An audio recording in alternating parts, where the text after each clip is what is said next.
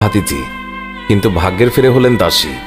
সম্ভ্রান্ত কুরাইশ বংশের এক ব্যক্তি খালফের ঘরে তার স্থান হলো বাদী হিসেবে। সেখানে আবিসিনিয়ার আরেক দাস রাবাহ কাজ করত।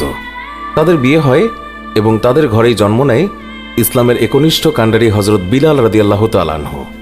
হজরত বিলাল রাদিয়াল্লাহু তাআলা আনহুর চেহারা মুবারকের যেই বর্ণনা পাওয়া যায়, একজন আফ্রো আরব হিসাবে তার গায়ের রং ছিল কালো, দেহের গঠন ছিল লম্বা, মাথায় ঘন কালো চুলে তিনি লাল খিজাব ব্যবহার করতেন।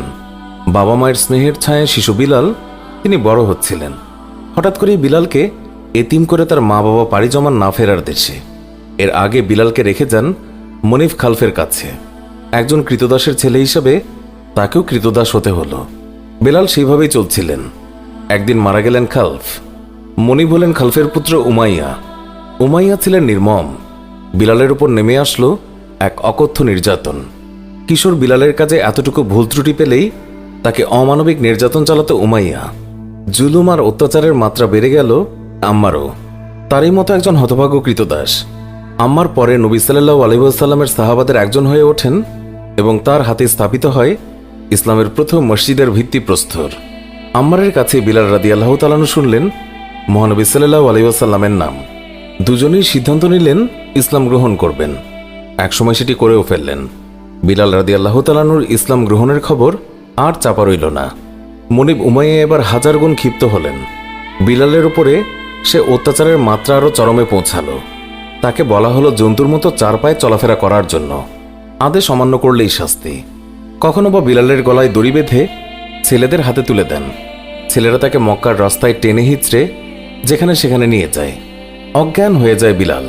উমাইয়া বিলালকে লোভ দেখান ইসলাম ত্যাগ করলেই উঠিয়ে নেবেন শাস্তি, নতুবা মাত্রা আরও বাড়বে। কিন্তু বিলাল তার আদর্শ থেকে সরেন না এক চুলো।